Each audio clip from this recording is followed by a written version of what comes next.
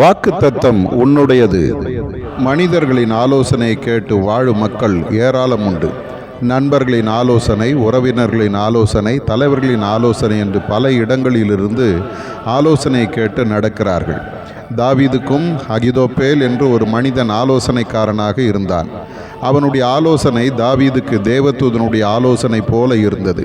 ஆனால் அந்த மனிதனோ ஒரு நாள் அப்சலோமின் பக்கம் போய்விட்டார். மனிதனுடைய ஆலோசனை நிலை நிற்காது. அது பல நேரங்களில் பொய்த்து போவது உண்டு. ஆனால் என்னுடைய ஆலோசனைக்கு நீ காத்திரு. வேதம் வாசித்து அது சொல்லும் வழியில் நடக்க ஒப்புக்கொடு. உன் வழிகளை கர்த்தருக்கு ஒப்புவித்து அவர் மேல் நம்பிக்கையாயிரு. அவரே காரியத்தை வாய்க்கச் செய்வார். ஜெபம் பண்ணு. உன்னை முற்றிலுமாக என்னிடம் ஒப்படைத்து விடு. நான் உனக்கு தேவையான காரியங்களை கற்றுக் கொடுத்து வழி நடத்துவேன். தாவீது தன் வாழ்வில் வந்த இக்கட்டான சூழ்நிலைகளில் என்னிடம் ஆலோசனை கேட்டான். தன் இழப்புகளின் நடுவில் அவனுக்கு எதிராக மனிதர்கள் எழும்பின போது அவன் தன்னை திடப்படுத்தி கொண்டு என் ஆலோசனையை கேட்டான். நான் அவனை வழிநடத்தினேன். அவன் இழந்த எல்லாவற்றையும் மீட்டு கொண்டான். இன்றைக்கு நீயும் வெற்றி பெறுவாய்.